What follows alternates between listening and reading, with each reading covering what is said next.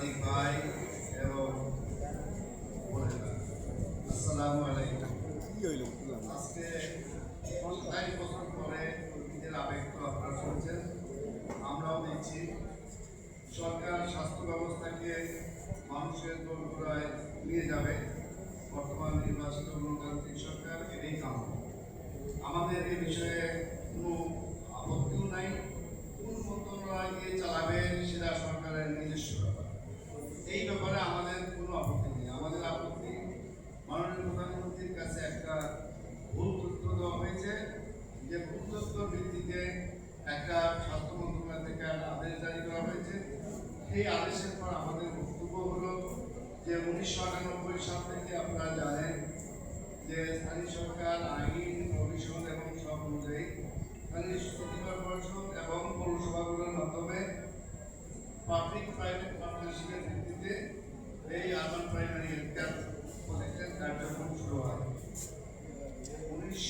2025 সালের কোন পর্যন্ত আমরা এই কার্যক্রমটা সার্ভিসটা আমাদের 217টা 45টা পার্টনারশিপ এরিয়া, 217টা সেন্টার, তার মধ্যে 45টা আছে নগর হাসপাতাল, 24 ঘন্টা সার্ভিস দেওয়া হয় মা এবং শিশুদের রিপ্রোডাক্টিভ হেলথের উপর। আর বাকি 162টা সেন্টার আছে যেটা স্বাস্থ্যকেন্দ্র বলা হয়, সেটা সকাল 9টা থেকে শুরু করে বিকাল 4টে, 4:30 পর্যন্ত এই সার্ভিস। তো অকুত ভাই আমাদের এই কর্মীরা যারা এখানে আছে, তারা আপনারা জানেন যে কোভিড-19 যখন কোভিড-19 সব ক্লিনিক প্রায় বন্ধ, শাটডাউন, তখন একমাত্র পাই আমাদের পার্টনারশিপ এলাকার এই কর্মীরা, এই যোদ্ধা তাদের জীবনের মায়াকে ত্যাগ করে সেই সময় তারা সার্ভিস। আমাদের কর্মীরা, আমাদের সম্মানিত প্রজেক্ট ম্যানেজার, আমাদের আরো মাঠ কর্মীরা, ওনারা এই কথা বলেছেন। আমাদের অনুরোধ মাননীয় প্রধানমন্ত্রী, আপনি 192টা পরিত্যক্ত কিংবা অব্যবহৃত বলেছেন, এই তথ্যটা সঠিক নয়।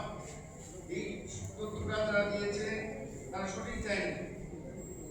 এর ভিতর আমাদের পার্টনারশিপ এলাকায় 115টাতে আমরা যা ব্যবহার করি, আর বাকিগুলো সিটি কর্পোরেশন এনজিওদের মাধ্যমে তারা শুধু সার্ভিস দিচ্ছে, দেয় না, তারা দিচ্ছে, তারাও দিচ্ছে।